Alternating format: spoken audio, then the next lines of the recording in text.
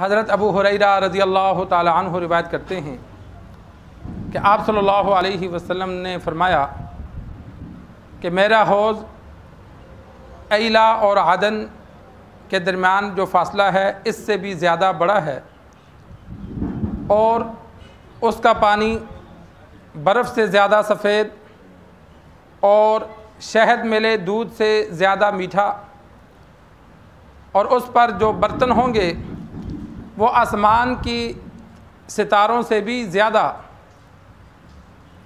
और मैं दीगर लोगों को रोकूँगा जिस तरह तुम अपने हौज़ से दूसरों के ऊँटों को रोकते हो। तो सहाबा ने अर्ज़ की, या रसूलल्लाह सल्लल्लाहु अलैहि वसल्लम, उस वक़्त आप हमें पहचानेंगे? आप सल्लल्लाहु अलैहि वसल्लम ने फरमाया, हाँ, तुम्हारी एक निशानी होगी कि तुम्हारे जो दीगर उम्मतों पे नहीं होगी, तुम्हारे वज़ू के आज़ा वो चमक रहे होंगे। सरकार दो आलम सल्लल्लाहु अलैहि वसल्लम ने अपने हौज़ कौसर जन्नत में नहर है। सरकार दो आलम सल्लल्लाहु अलैहि वसल्लम ने फरमाया, अल्लाह तबारक व तआला ने वो मुझे अता की, और उसी नहर से दो पर नाले मैदान हशर में आएंगे, एक सोने का होगा, एक चांदी का होगा, और मैदान हशर में हौज़ होगा।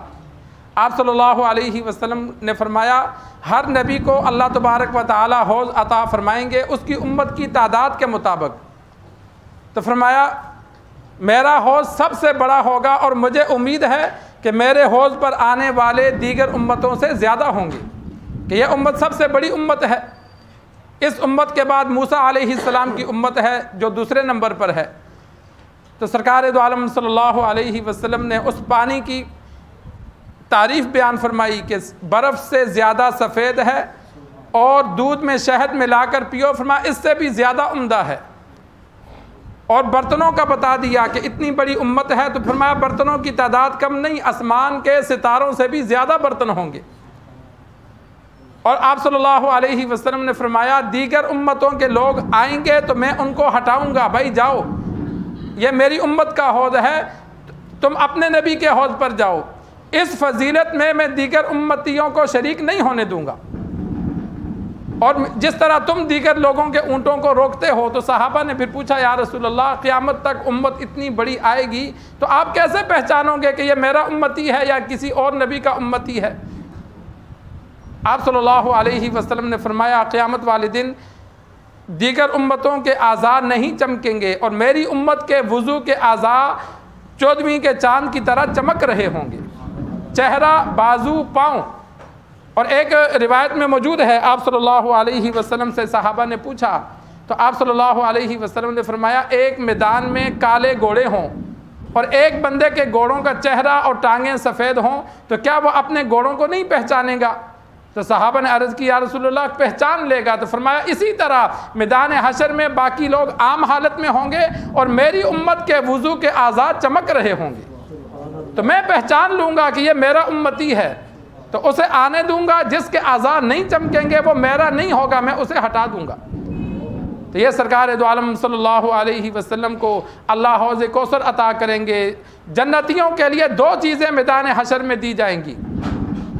इंसान को भूख प्यास लगती है, हदीस में मौजूद है, मैदान हशर में जिस ज़मीन पर खड़े होंगे उसी ज़मीन को अल्लाह रोटी बनाएगा, और बैल और मछली ये दोनों आपस में लड़ेंगे, जन्नती इनका नज़ारा देखेंगे, फिर दोनों एक दूसरे को मारेंगे कि कुदरतन फिर सालन बनकर हर जन्नती के सामने आ जाएगा, और रोटी के साथ वो सालन हर जन्नती मैदान हशर में खाएगा।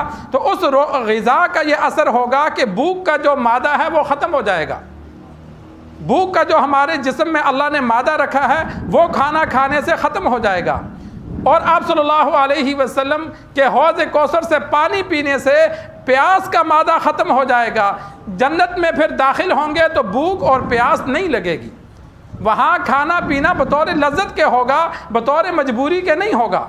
यहाँ तो भूख लगती है या प्यास लगती है तब खाते हैं, वहाँ खाना पीना लज्जत के लिए होगा। भूख और प्यास का जो जिस्म में मादा है वो मैदान हशर में ख़त्म कर दिया जाएगा।